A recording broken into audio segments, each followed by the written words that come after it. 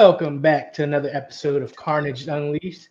You got myself, Wade, Kev, and Clayton talking the hottest combat sports. How you guys doing today? Very good. I'm hanging in there at least. Clayton, how about yourself? I'm doing good. As you guys could probably tell, my background's a little different today. I am in my childhood bedroom recording this episode. Oh, Nice. So I'm on spring break, got back from my trip yesterday, late yesterday afternoon, and I've just been chilling at the house with my dog all day. So definitely a little bit of a throwback backdrop for sure. Yeah, a little bit less stressful with all the homework and exams and stuff, huh? Yeah, it's been awesome. So enjoy my Love break it. and got the little beard going again. Oh, You nice. guys can't see it, but it's there. Don't worry. A little bit of peach fuzz coming in. Gotta love the nostalgia play too. Going back with the throwback, the bedroom backdrop. I dig it. Absolutely. But, gentlemen, last weekend we worked another fantastic Carnage fight series card.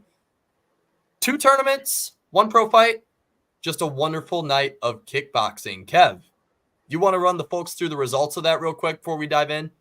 Oh, yes, I do, and I will. For those of you who weren't able to watch it with us live, we'll start with the heavyweight tournament.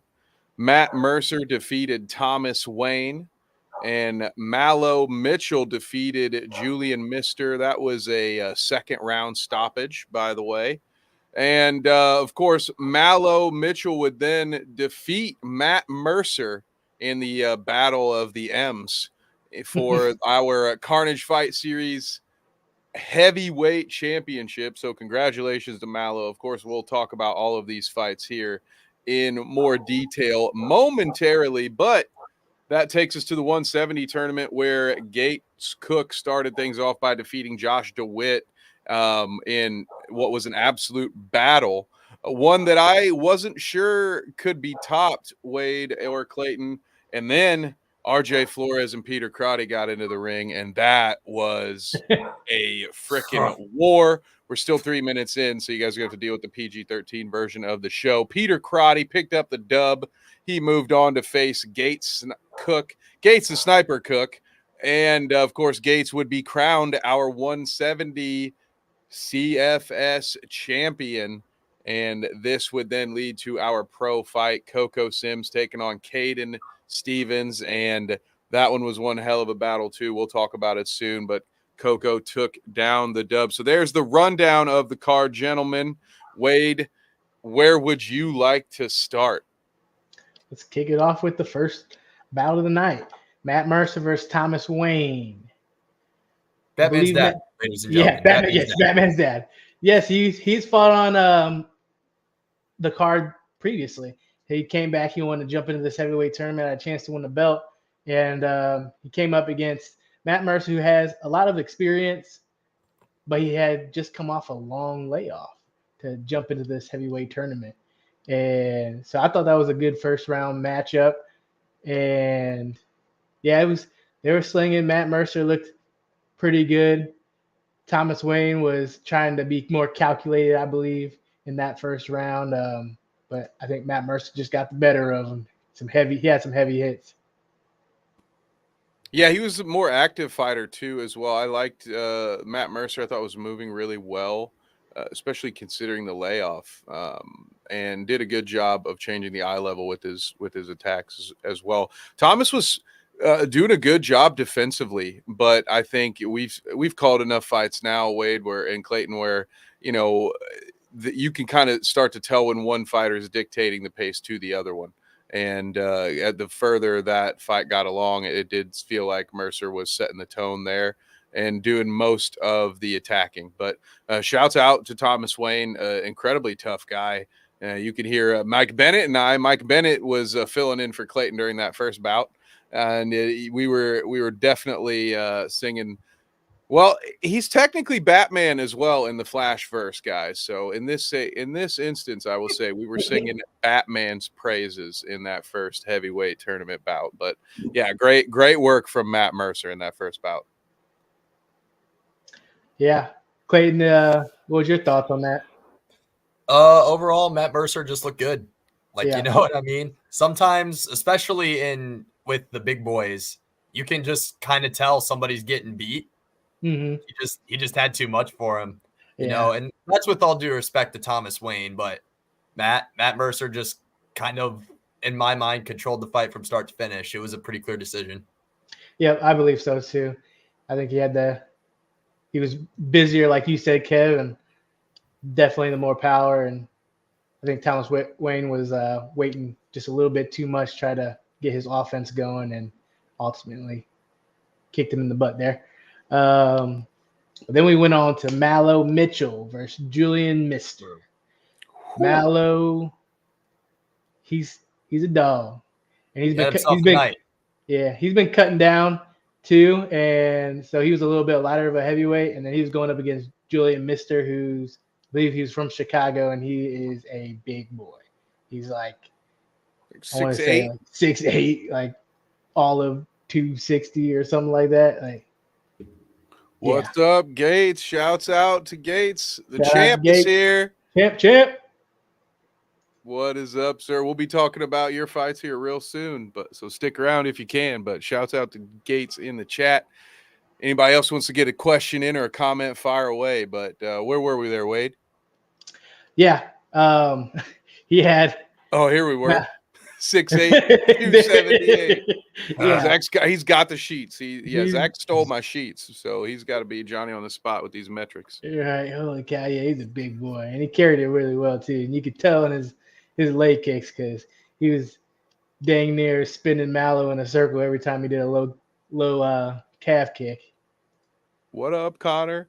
Yeah, and it was a very tightly contested first round, I thought, and then by that second round, we got that finish there from Mallow. So, congratulations to him on that. That was an impressive fight. Well, yeah, it was actually really close until like the last 15 seconds of that first round.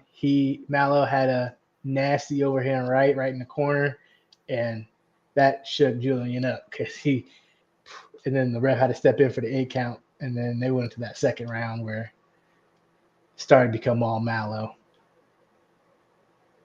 Yeah, I agree. Clayton, did you see anything else you wanted to add about that last leg of the first round?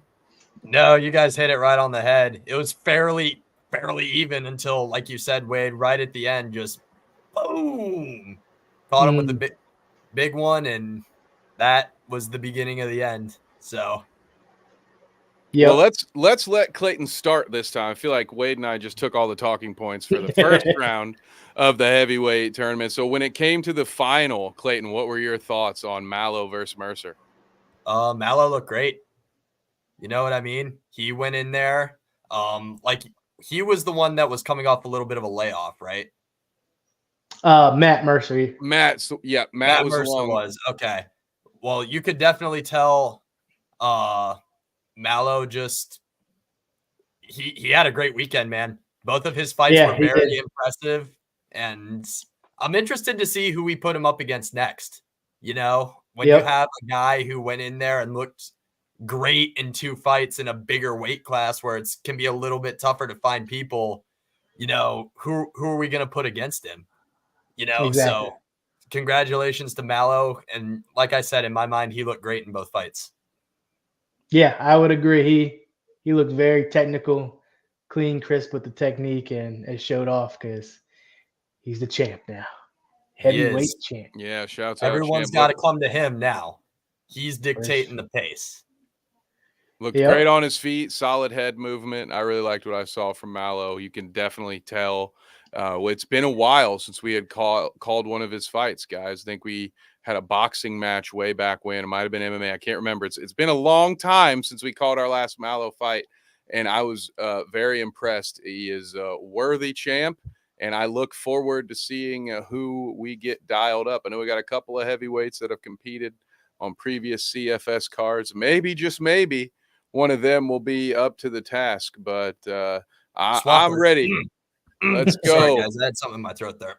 Maybe can we get a title defense in June? I don't know. We'll see. We shall see. We shall see. We'll figure it out. Oh, for sure. And then we went into the 170 tournament, and we opened up with Gates Cook versus Josh DeWitt. And that was a really good fight. What did you think of that, Kev? I'll let you take that one. You know what? One of the more interesting things that I watched during that fight, because it was a hell of a fight. Two great fighters there. We knew what we were getting with Gates. We've called a lot of Gates' fights so far. Josh DeWitt was an unknown to me coming in. When he first came in, I thought he was coming out in a Muay Thai stance. He was really kind of boxed. He's had his hands up very high. Coach Gary Young, Demolition Fight Team. Shout out to Coach Gary for filling in and doing color commentary. He taught me a lot in those couple hours we were sitting there. And he had pointed out that it wasn't a Muay Thai stance. It was just something he was doing to try to combat the length and reach of Gates, because Gates was a lot taller. He has that reach. They call him the sniper for a reason.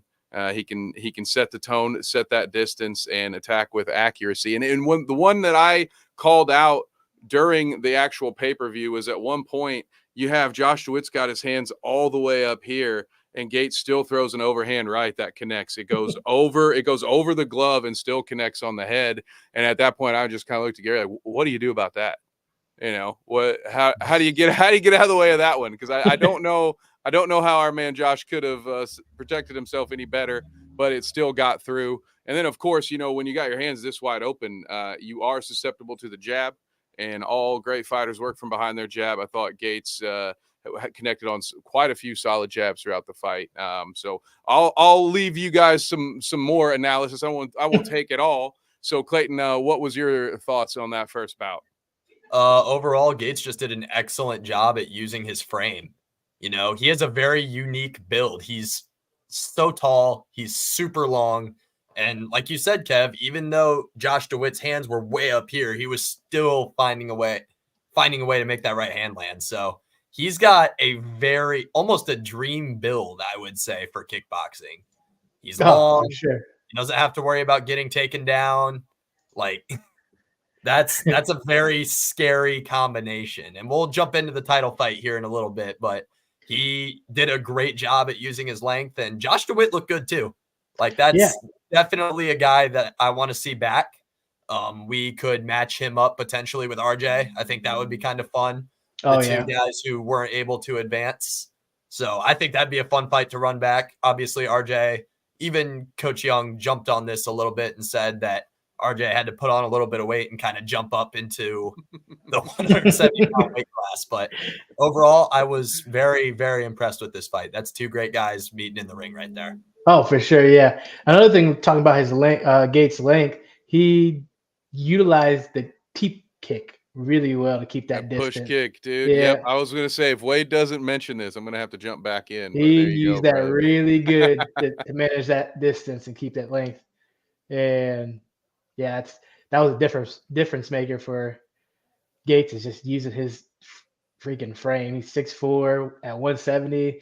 Like, who in the 170 can deal with that? It's like, he kind of reminds me like a Sean O'Malley, like, kind of build, like, just tall, lengthy for his weight class, and people are just gonna have a hard time dealing with it. Gates agrees. Josh has a bright future. I will say as well, gentlemen, Peter Crotty, Josh DeWitt, that would be a hell of a battle. I'd love to. I'd put those two. I'd put a number one contender on those two fighting again, right? Just based on that tournament alone, let those two fight. Winner gets another shot potentially. We know Josh DeWitt actually already asked for it, right? That was that you that somebody told me during an intermission, like, hey, Josh DeWitt would love a rematch. Make sure you tell the people. So yeah, he's like, I do what I'm told. He's like, when's Gates going pro? Because I need to get that rematch in before. Connor, a guy who knows a little something about jumping around weight class, a warrior in his own right, says RJ is the man, fighting anyone at any weight. Yes, absolutely. Yeah, you both get props for that. We need to book, gentlemen. Right there, Connor and RJ. Connor, I know you're watching the stream. We've seen you guys box before. What about kickboxing, man? That'd be so much fun. Give it some thought. Wait, I'm doing your job for you, man. I was about to say, look out, Zach. Just saying. Coming for your spot. My hot seat just got a little cooler. Now he's coming after you. Clayton's about to take it all. He's been going for all. Look out, Wade. Clayton show up with a stream deck next week. Like, what? He's like, oh yeah, I've just been practicing producing. Unrelated. Yeah, I want to give shout outs to Josh DeWitt too, because he didn't have a whole lot of experience in jumping in there with Gates and showing off what he had. Yeah, that's a wild first test to be having in your first fight. Yeah, and did a great job with it. I know that was so something Gary commented on in the fight was that second round. Josh did a better job of dirtying up the fight, kind of we talked about all those things that Gates does well. And generally speaking, when you're going up against somebody who does those kind of things, you want to, as Gary said, dirty up the fight. You got to kind of get in close, got to be willing to eat some shots so you can deliver some shots, maybe move laterally as you're moving in. And he did a lot of that. And then to Gates' credit, that third round, he was able to answer, he was able to counter, and you weren't able to see that same thing. But yeah, I'd love to see, I can't wait to see what a more seasoned Josh DeWitt comes up with, because that's another thing that you don't see people in their debut doing very well very often. It's hard to even hear what coach is saying in early on, let alone apply it mid fight or take it into the next round and apply a game plan for 2 whole minutes. So tons and tons of credit deserved to Josh DeWitt. So hopefully we'll see him on a future CFS card. Yes, I agree. I hope he comes back and puts on a show like that. So Connor, speaking to my heart right here, says me and RJ might have to get in the wrestling ring from what I've seen lately. Uh-oh. Yeah, how if anybody needs a manager, let me know. All right. I'll bring a cricket racket instead of a tennis racket. Yeah, Kev's your man. Kev's your man right there. He knows all about the wrestling. I got you, dude. Kev Cornett right here. I'm here for you. Oh, so that takes us to the man of the hour, the man of the moment as far as the chat goes, right? RJ Flores versus Peter Crotty. If you were like I was watching that live, you were maybe thinking after Gates and DeWitt wrapped up, like, okay, that's a pretty good contender for fight of the night. And then this fight came up, and you're like, oh, no way. Gary himself was saying, he was talking about RJ's energy and the way he comes forward. He's like, if Peter can match that somehow, this is going to be one hell of a fight. And I'll be damned if Peter didn't match it every step of the way with that energy. Clayton, what were your thoughts on this one? We always know what we're going to get when RJ Flores steps into the ring, right? It's going to be fun. It's going to be action-packed start to finish, no matter what. And like you said, Kev, Peter was the same way. Excellent fight. I do think the judges got it right. I had Peter winning too in a decision there. But overall, like, if you like fighting, what more can you ask for? This was a good one. I was very, very excited when this fight turned out the way it did. Wade, what about you? What are your thoughts? Yes, I was not expecting that out of Peter Crowdy, to be honest. Yeah, so insider information that we said, someone was saying that they didn't know if he would be ready for this fight, and I won't go put all the names out there or anything like that, but yeah, they said they didn't know if he'd be ready for this fight, but he went in there and I don't know what they didn't see, because he looked like an amateur in the sense that he just goes out there and just brawls, but he looked pretty good brawling. He didn't gas out too hard, and he made it very entertaining. So that 6-pack was real. You could tell Peter had done he was in great shape. Cardio coming in, just amazing, because not only did he have to survive this war, but then he got into it with Gates in the final, and he still had to go for all of those rounds as well. So Peter Crotty, yeah, he was an unknown, easy for me to say, an unknown entity for me. I'll make that sentence easier next time I try to say it. For me coming in, but wow, blew me away with his energy. And like you said, Wade, he just kind of kept coming. So that was out there for fight of the night for me. Gary said if that wasn't your fight of the night, he doesn't know what to tell you. He doesn't know what you're looking for in a fight. Yeah. It was all action. And then you had obviously RJ who just brings it too. So then they were just both just clashing, just going to town, just right hand, left hand, right hand, left hand. It just was nonstop action. So yeah, kudos to that fight. That definitely had to been the most exciting fight. And then moving into the championship, we had Gates and Peter. Gates walking away with a second round knockout, right? Yes. Yeah. Yep. I think this is where the inexperience came in. And it's like he blew his gas tank in the first one with RJ and came in and definitely didn't have the full gas tank coming into the championship fight. Right. And it's hard too. Like nobody preps you to fight in a tournament anymore, right? Yep. That's not something that you see people doing. I'm sure that Gates and Connor, both guys, two guys in the chat that we've seen that can attest to this. When you are training for a fight, especially in the amateurs, everything's 3 rounds basically, right? MMA is 3 rounds, boxing's 3 rounds, our kickboxing is 3 rounds. You're not necessarily always ready for that second 3-round fight, which again could be another slugfest. It could be a little bit of like a point and shoot. You don't know, which is the most exciting part about our tournaments at Carnage Fight Series. For those of you who maybe missed this last one, but don't worry, we have another one coming up in June.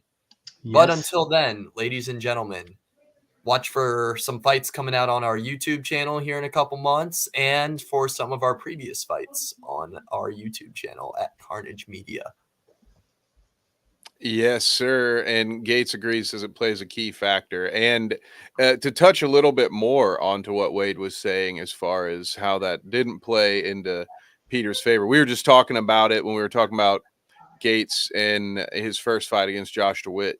He really needed some of that energy that he had to expend in his battle with RJ to really try to get up there and dirty things up and try to attack Gates on the inside. And without having that full gas tank, it felt like that one, as it played out, was just a matter of time.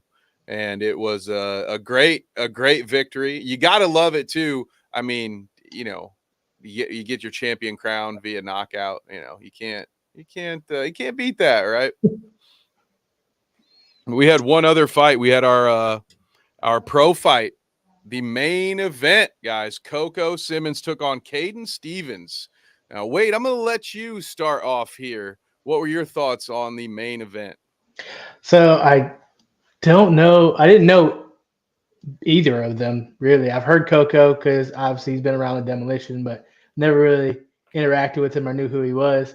Never seen him fight. So I was coming into this just like, all right, let's see what we get out of this. And yeah, Coco, he's like a short, stout person with a lot of freaking power. And Caden was a taller, lengthier guy. So he was playing more like the technical, just stay on the outside, keep him there. Coco was kind of remind me trying to do like some like Mike Tyson-esque stuff, like get in and just boom, boom, haymaker hooks. Oh yeah, it was a good fight. And then that third round, I thought Coco was about to just decapitate Caden. He was throwing everything he could in his hooks, and he landed a couple of them. And I was like, oh man, we going doctor, come here. Woo, man, I can hear the wind go on that one. And it's different without headgear too, right? Yes. Like that's one thing, ladies and gentlemen, that's different from pro kickboxing to amateur kickboxing. The way we do it is pros don't wear headgear.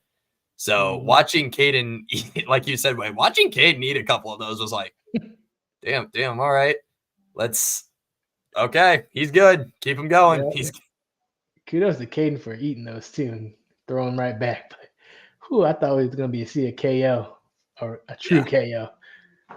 Yeah, there were a couple of times I thought it was close, but yeah, Caden, he threw a few head kicks, which is another exciting aspect of having those pro fights in there. You get those head kicks in, and Coco, to me, just did a great job of changing the eye level. There was one hook in particular where he had been kind of setting it up, body shots, and then he throws that lead left hook and it goes upstairs, and it's just boom. And that's the kind of stuff that, he was another guy that Gary let me know that had been gone for a while, had a bit of a layoff. So when you saw him come in and you saw how fresh his footwork was, the way he was able to get in and out, and just those seasoned veteran things. If I hadn't been told, I would have had no idea that he had been away for a while. I was very impressed.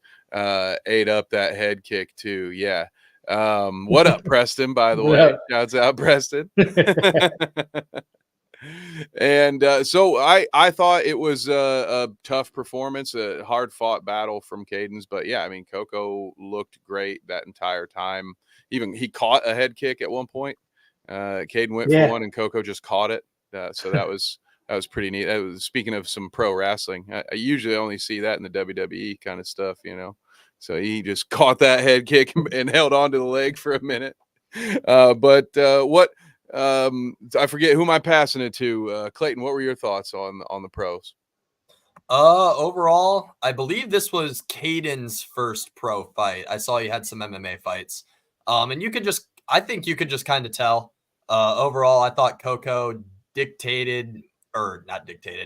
guess threw more of the harder shots, landed cleaner. Overall, kind of a straightforward fight in my opinion, but it was still fun. Caden still got in there, threw some heavy shots. It was a good time. I hope that we see him back. So yeah, absolutely. Overall, he didn't fold at all. So exactly. No, he has nothing to hang his head about. I hope he comes back. Agreed.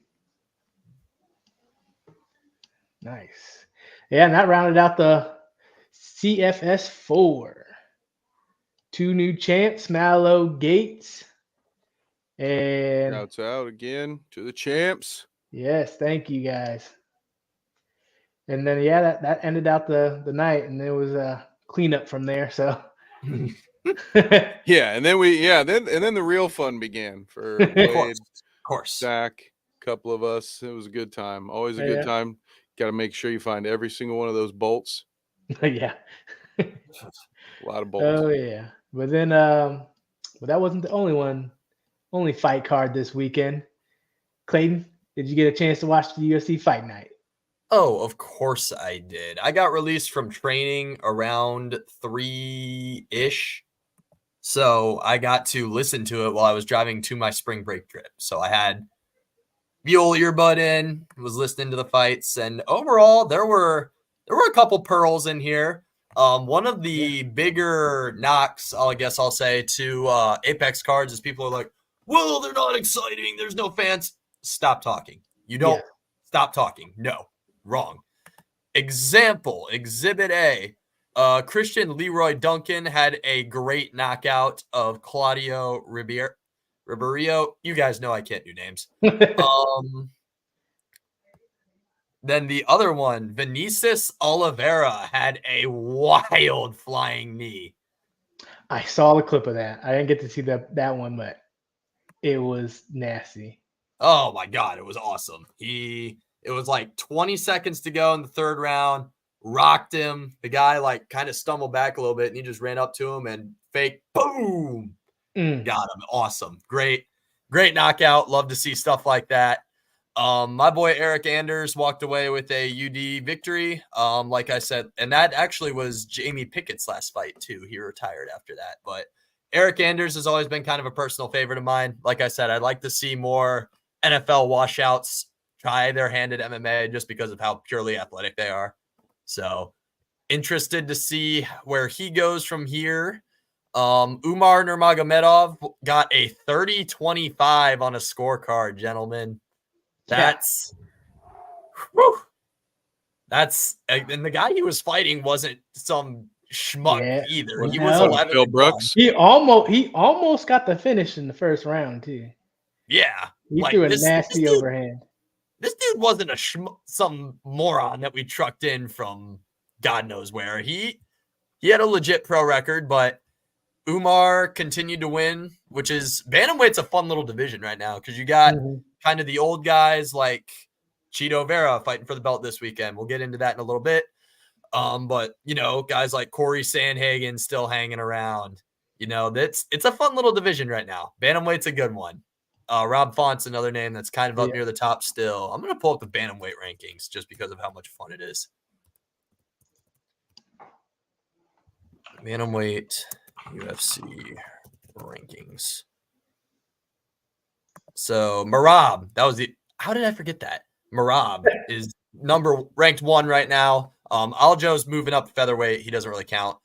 Piotr Jan is in a rough spot, but he'll bounce back. We already touched on Cheeto, Henry Cejudo, Song Yadong, all guys that are fighting soon. Some of them are fighting this weekend. We'll get into that. So overall, bantamweight's super exciting.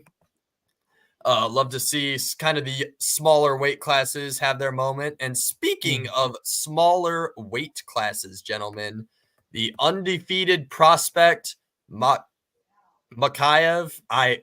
We've been over this. I don't know. Some British dude, Mohammed Makayev, I think is how you say his name. He's 12-0 now. Walked away with another boring unanimous decision victory. Yeah, he did a lot of just wrestling, and not even like wrestling to put damage on. He just wrestling to hold. Yeah, he's a sit on top and kind of wait kind of guy from what I've seen, and maybe that's an unfair judgment, but I don't know. He's not the most exciting to watch, but I mean, obviously he's good at what he does. You don't get to 12-0 as a pro without figuring it out. And he's got great wrestling. Don't get me wrong. He got great wrestling, but do something with it, Like use it to cause some damage. Yeah. That's how you get we are seeing it right now with Bilal Muhammad, man. If you're not winning fights in convincing fashion, you ain't getting no title shot. It's not happening. Nope. So, but I'm going to backtrack real quick. Go for it. To Matthew Christopher Schnell versus Steve Urseg. That was a nice fight. Urseg came. About that one. Yeah. That was a great fight. It was back and forth, pretty technical, and then Urseg just with a nice, I believe it was a left hook and just flatlined Matthew. I feel kind of bad for Matt Schnell. I'm pretty sure that he's been knocked out in fairly devastating fashion his last 2 times that he's been out, man. I feel like that. Yeah, he lost on the Wonder Boy Kevin Holland card in December of 22, got knocked out.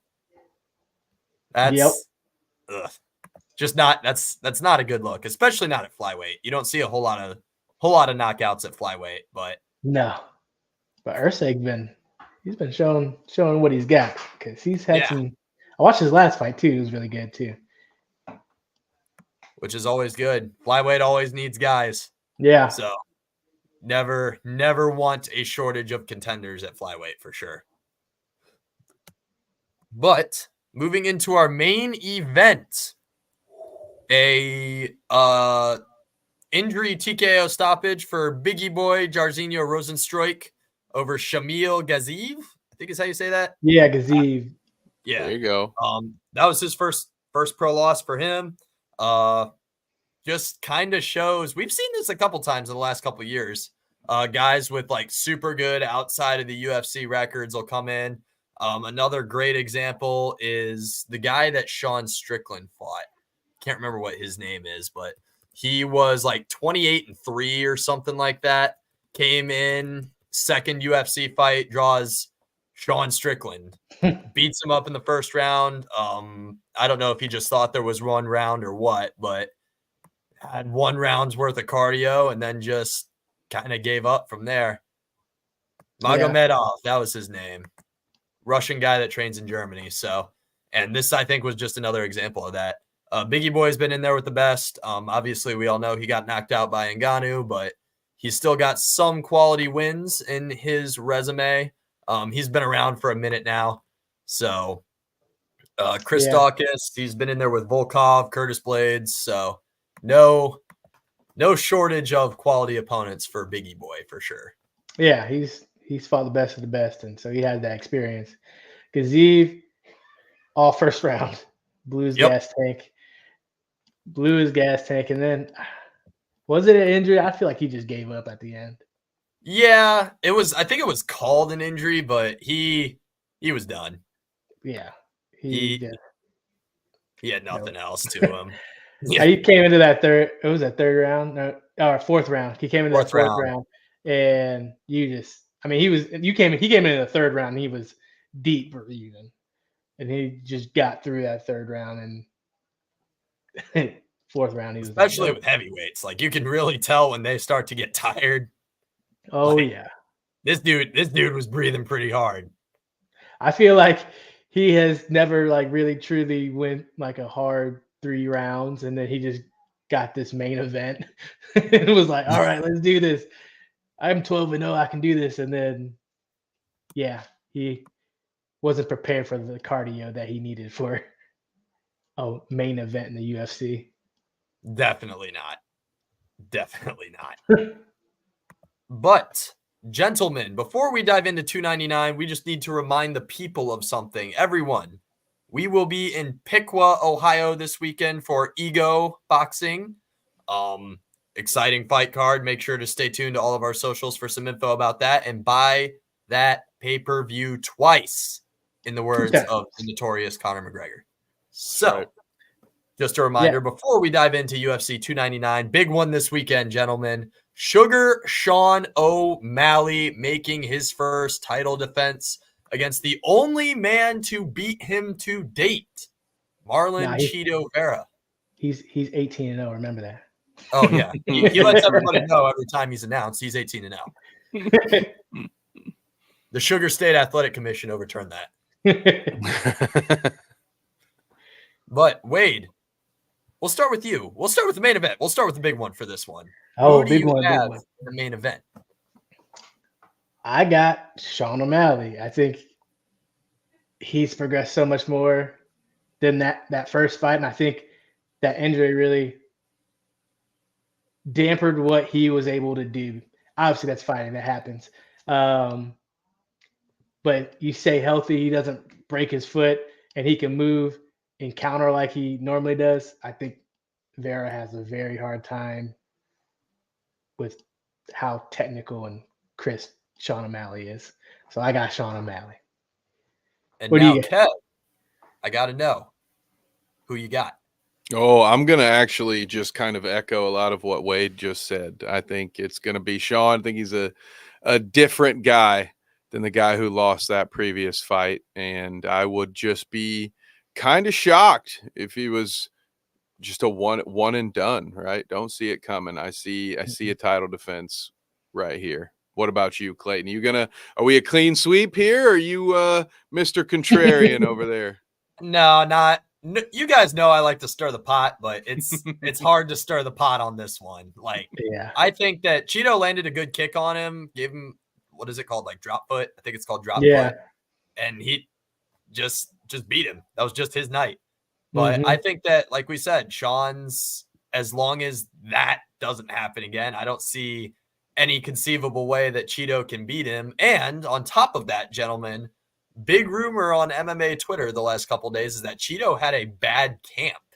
Ooh. Really? That's a big rumor that I've been seeing going around. So we'll see. Like I said, rumor's a rumor. But yeah, I mean, you got Aljo backing Sean too, saying like Marlon just can't go straight in like he normally does and brings the fight because Sean is too good at what he does. And I'm like, yeah, I agree with that.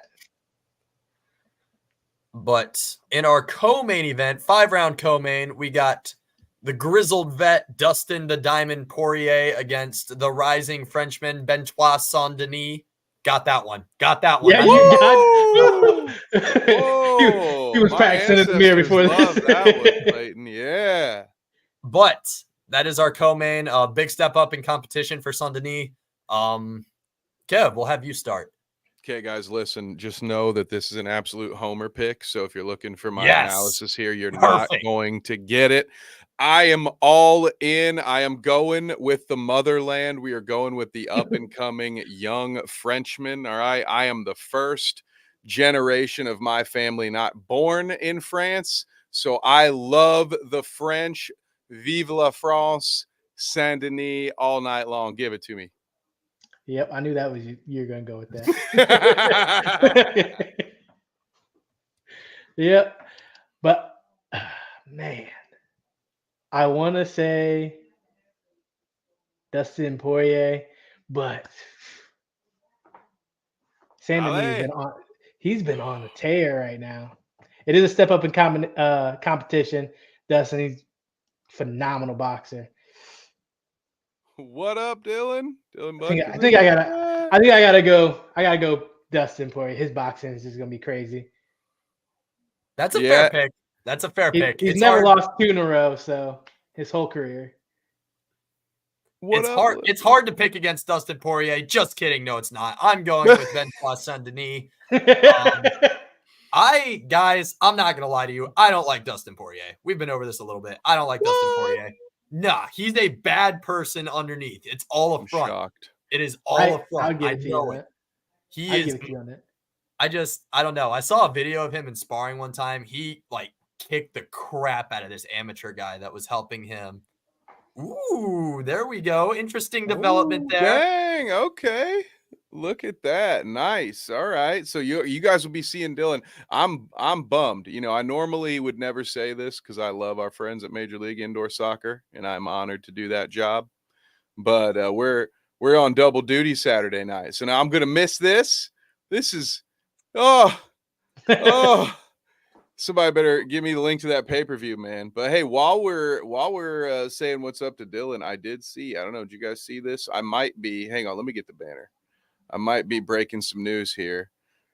Sounds like I believe. Did Dylan say was it Saturday? Was it next Saturday? He's going to have a. He got like a pre-announcement post. Yeah, he said he's gonna have fight news some like next week or next Thursday. I know. I'm sad. I'm happy about the fight news. I'm sad about Saturday. All right. Heck yeah. Woo! I had not seen that. That's right. Ooh, within the next week. Go. There it is. There it is. Breaking news. We'll be breaking down. We're out here talking about Dustin Poirier right now. Like, we are going to be talking about Dylan in a couple weeks, you guys. That is. Oh, yeah. Whew, that's crazy. That's so crazy to think about. Oh, it's going to be insane. I can't wait to get that date, dude. I'm put in some PTO. Yep. For my day job and for Carnage, just so you guys know. Oh, that's fair. Nope, sorry, you're gonna have to find another commentator that night. But overall, gentlemen, I just think Saint-Denis on the rise. They'll figure it out. So unfortunately, this is the beginning of the end for Dustin the Diamond Poirier. He loses 2 in a row for the first time in his career. Yeah, that's pretty much all I got there. I wouldn't be mad at that. Saint-Denis, I like him. He seems like a true killer. I mean, he was what is I don't know what their elite military over in France is, but he was an elite military guy. He kind of reminded me of man, what was his name? He had a killer left high kick. He knows. Champ knows. Just saying. Appreciate you stopping by, brother. And he agrees. Crow Cop. He's like, yeah. He reminds me of Crow Cop. Same thing. Yeah. I could not think of his name, but yeah, Crow Cop. He just reminds me of Crow Cop. I wouldn't be mad if he won. And then, gentlemen, the people's main event is the next fight that I want to talk about. We got Kevin Trailblazer Holland, one of my personal favorites, going up against the British kickboxing Bellator legend, Michael Venom Page. Finally made his way over to the UFC. It's been too long, but boys, this is like has fight of the year written all over it. Yeah, I'll go ahead and say that. It really does. I'm excited. He's not going to wrestle. He wants to go in there and just kickbox because that's what Michael Venom Page does is kickboxing. He's going to put on a show like he always does, and I'm going Holland all the way. Absolutely. I'm picking Kevin Holland too. Oh, it's a sweep, boys. You know it. Let's go. These two guys are like basically the same, right? Like yeah, they are. Neither Kevin Holland like doesn't give a shit about winning championships. Like he just wants to go out there and make money. Mm-hmm. Like, this dude made like $750,000 for fighting Hamzat on like 36 hours notice. Yeah. So like He's obviously not afraid to just get in there and figure it out.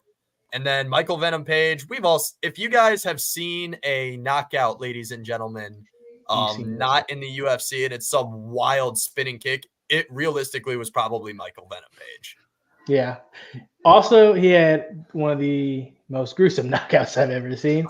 A knee to the forehead that put a dent of his knee he broke dude's skull. Yeah.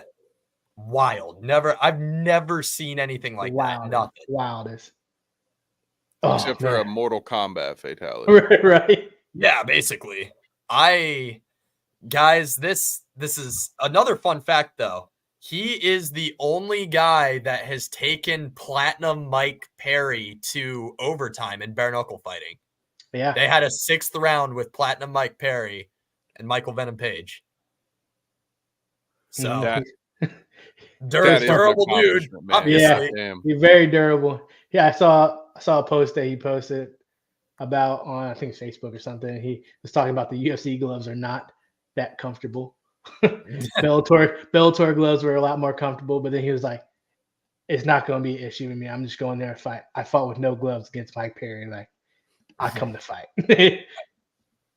That keep an eye on that one, boys. Keep an eye on that one. That's going to be exciting. The only other big fight that I really wanted to talk about on the main card, obviously, you got Petr Yan, Song Yadong. That could be a good one. I don't know too much about Song. I know he's more of a stand-up guy, and Petr Yan can mix it up. So that'll be entertaining no matter what. But guys, Gilbert Burns making his return. Gilbert Burns, he's kind of the boogeyman of welterweight. Yeah. You know what I mean? He's fought the who's who of welterweight. He gave Hamzat a wild fight at 170. He gave Hamzat his first L. Just saying. I'm saying. Oh, well, there we go. That is why you should go watch that fight, ladies and gentlemen. Right? It gave him literally all he could handle. But like we've talked about, the UFC really likes to build up the Contender Series guys, and Jack Della Maddalena is one of those Contender Series guys. So this is them giving the old crusty welterweight who's been around forever. Like we said, Gilbert Burns challenged for a title at one point. He's fought the who's who of the UFC, not just at welterweight of the UFC. So very, very intriguing fight there for sure. And I'm going with Gilbert Burns, baby. I am too. Oh, you know it, dude. I can't. Well, I'm pumped to see him back and fighting again. Yep. Gotta have it. Need it. And then one more shout out. Michel Pereira is making his return. This is the dude that would like try and do backflips onto people in the cage. Like that guy, he's making his return at 85 this weekend. So that'll be fun. That was the last one, I promise. Who's he fighting? I've never heard of the dude he's fighting. He's in the early prelims. For those of you who don't know, the UFC for bigger, more stacked pay-per-views will cut their fights into early prelims, and then the pay-per-view main card. He's fighting Michael Oleksiejczuk. I was gonna say good luck. Yeah, nah, dude, no way. Dang. All right. Well, I'm picking that guy. Fair enough. All right, there we go. That's what we like to hear. Gotta mix it up a little bit. Oh, one more fight that's on here that RDA is back. Rafael Dos Anjos versus Gamrot. I don't know. I think Gamrot's gonna win. I feel like that's just a setup for Gamrot for RDA. But RDA is no slouch. Gamrot get his ass beat not that long ago? I think so. What was his last fight? Oh no, he beat Rafael Fiziev. That's right. Fiziev tore his ACL in that fight. Never mind. I'm sticking to something completely different. Yeah, that's right. Oh yeah, I remember that kick. You saw it pop. Ugh. Yeah. That was a wild night. I saw a video in the hospital that Fiziev was taking. It was him. Bryce Mitchell was getting like his eye worked on, and then there was another female fighter in the same wing of the hospital, all getting worked on at the same time. And Fiziev's like, "Yeah, guys, greatest sport in the world." Oh yeah, you gotta be tough. Ain't for no. However, gentlemen, one last talk before we jump into everyone's favorite session, the Wrestling Minute. my buddy Brian Barberina, who's at middleweight, Dylan's weight Hey. class, is fighting Gerald Mearshart in 2 weeks at the Apex, March 16th. Guys, I think hot take. Gerald Mearshart fell out. Brian Barberina, Dylan Budka, run it, baby. Las Vegas. That's my hot take. Hot take. Let's go. Wow. All right. I mean, hell yeah, I'd watch. Heck that yeah, fight. that'd be such a fun fight. That would be like a real kind of just sit back and be like, yeah, kind of moment for me. Seeing two guys that I've worked with in the past get in there and show their skills. So very, very, very exciting stuff coming up, especially if Dylan's got a fight announcement. So Dylan, he would take it. For sure. He's in shape now. He preps. I think he preps for every event as if he might get called on Friday night to fly in on Saturday to fight somebody. Did Clayton just hit the nail on the head? Did he just breaking news? I willed it into existence. What can I say? I willed this into existence. It's gonna happen. It's gonna happen. I think I might have to live stream that.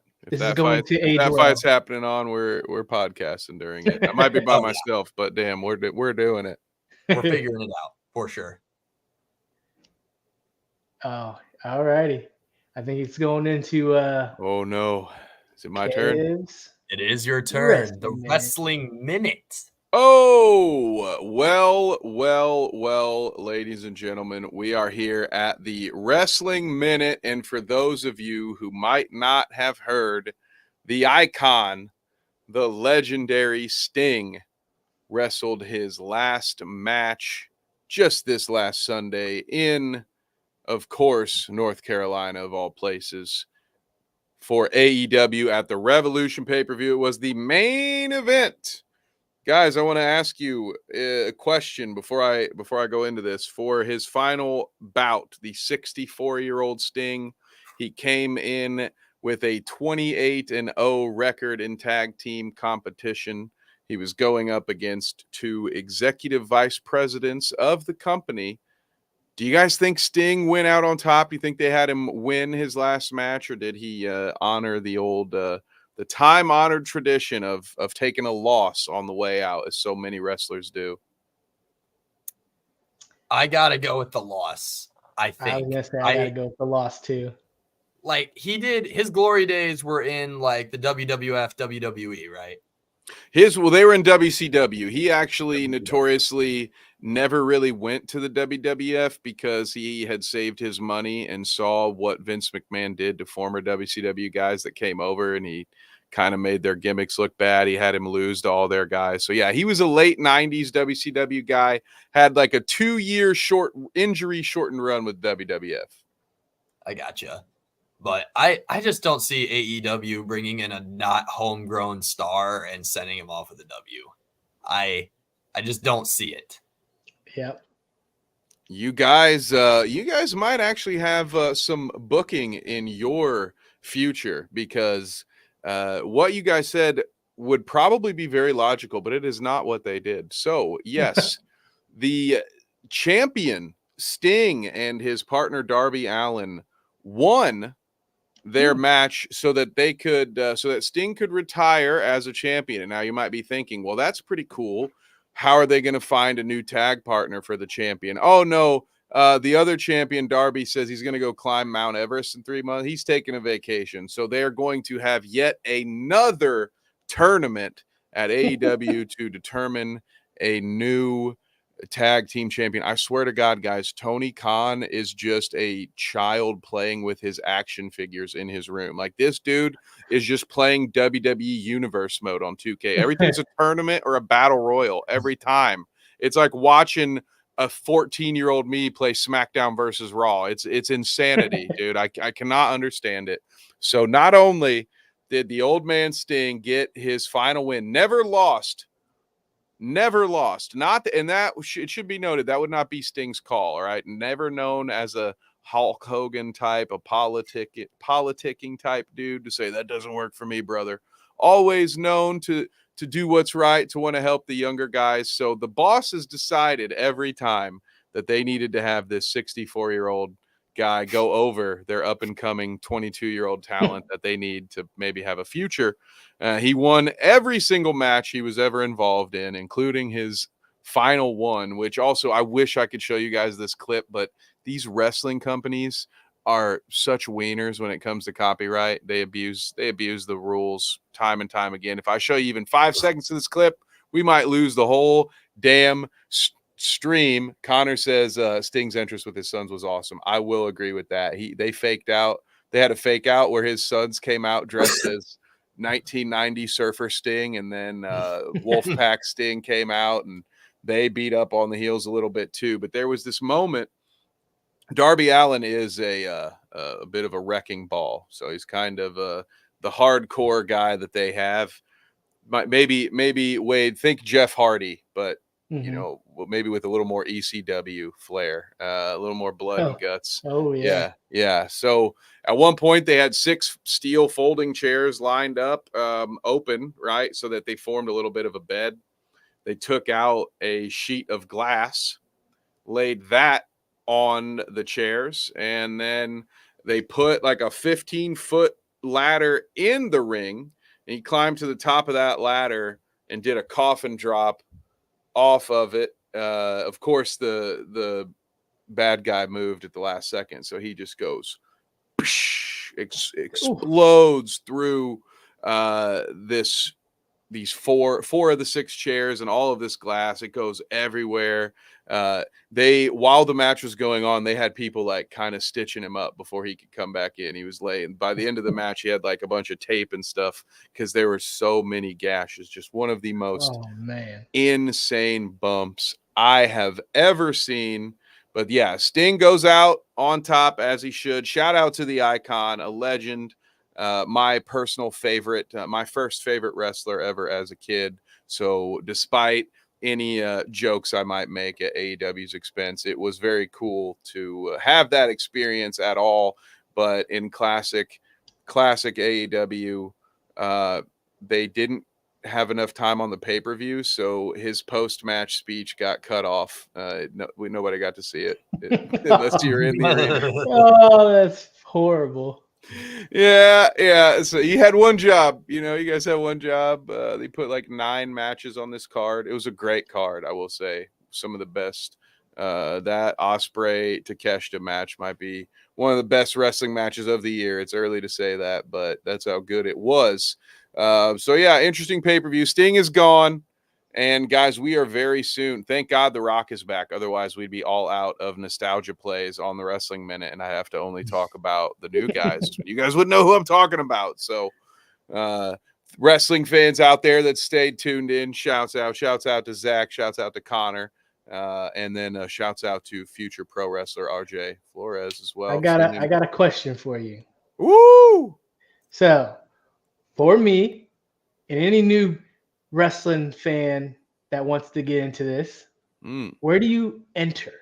Like I don't watch it because I don't want to enter into something and just not know what's going on.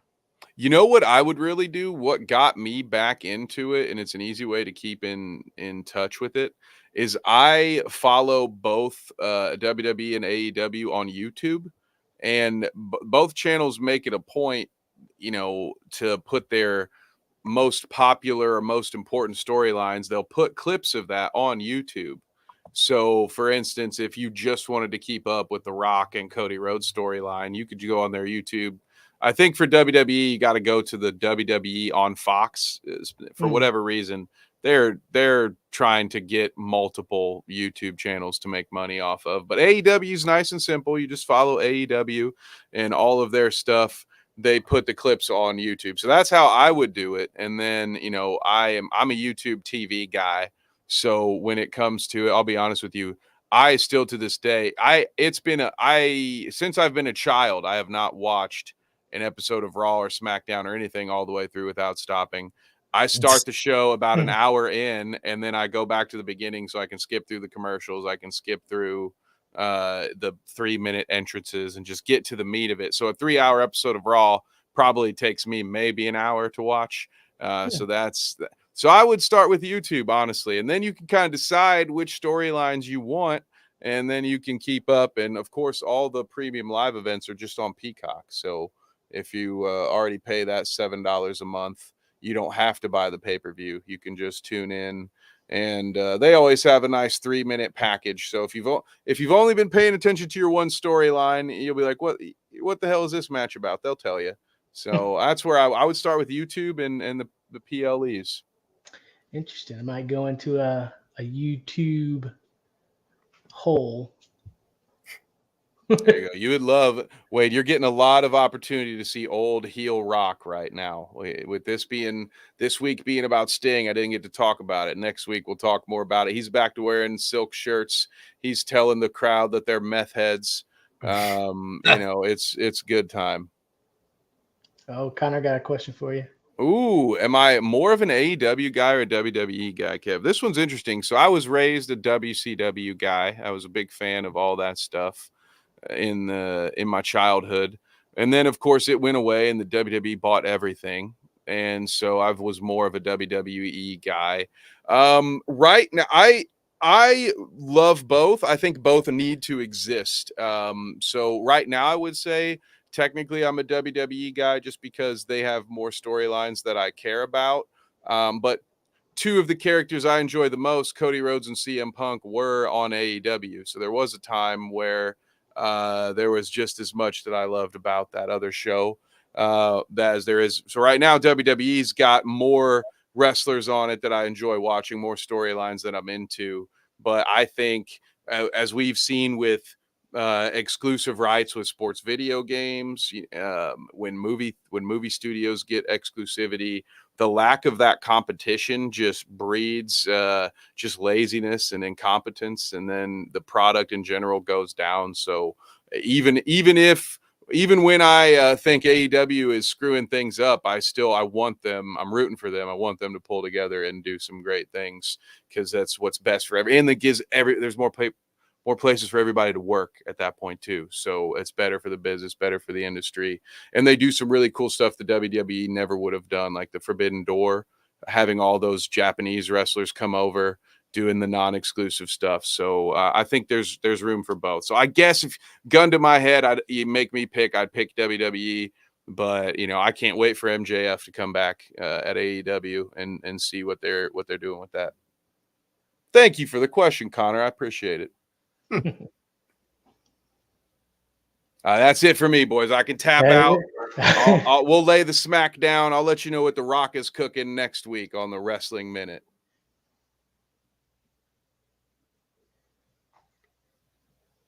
I'm with you there, Connor. There's that part too. There's a lot more history when you're watching WWE than there is the 6 years that AEW's existed. That's literally like watching the PFL versus watching the UFC. Very similar. Also, the PFL's product is nowhere near as good. But, all most MMA fans have ever known is the UFC, right? Like, it's the big one. It's been there, like you mentioned, Kev, with media rights. They have the ESPN deal. Like, it's hard to escape the UFC's grasp. But I'm interested to see what the PFL does, for sure. And Connor, to kind of play off of your comment, I don't feel as pulled in when I watch the PFL either. So overall, just to kind of tie it into the MMA side of our channel, very similar spot, I think. Like you hit that nail around the head. Yeah, it's a good one. I like that. So yeah, well, there you have it, folks. That is our Wrestling Minute. Thank you, as always, for entertaining me and the other wrestling marks out there in the audience. It's a great time to be a wrestling fan. Yes. Where can I find you, Kev? Oh, you can find me over on the Dweeb channel in about 20-something minutes talking about the Bad Batch on Han Shot First. That's our Star Wars program. You can also catch me on Tuesdays and Sundays on the Clout Route talking about the weird things people do on the internet for fame, fortune, and sometimes just e-begging on TikTok. It gets really sad, but it's a lot of fun. We have a lot of fun with it. Come hang out with us Tuesdays and Sundays, 6 to 8. Or, of course, you can find me on Bite Size Sports. We talk NBA every Thursday night at 9 on The Bounce. A lot going on with March Madness gearing up. And then We'll be right there for you as you tune out of college basketball and tune into the NBA playoffs. We'll be here to get you back up to speed.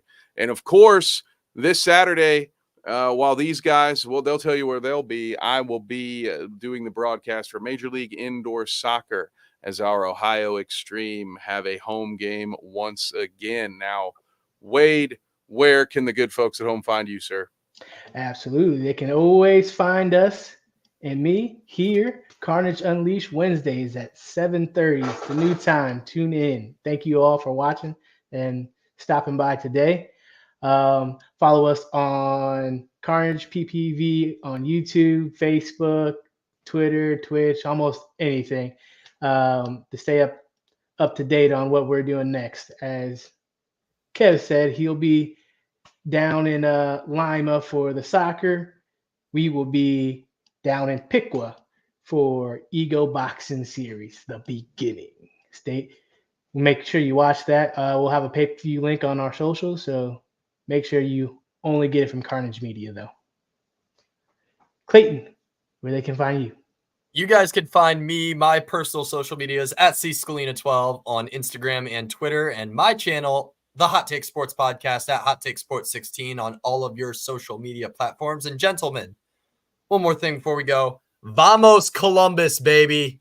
CONCACAF final tonight. They're playing the Houston Dynamo right now, so you best believe that's what I'm doing right after this. So Vamos Columbus. Go. Make sure to catch us in Piqua this weekend. And gentlemen, I think that's a podcast. I think that is. That is a podcast. Now, all that's left for you folks to do is sit through an ad. So we love you. We'll see you later. Sports. Are you looking for an energy boost without the jitters? Let our friends at Dubby Energy help you with their fantastic selection of flavors. Just visit www.dubby.gg and use the code BITESIZESPORTS at checkout for 10% off your order total. Again, that is www.dubby.gg.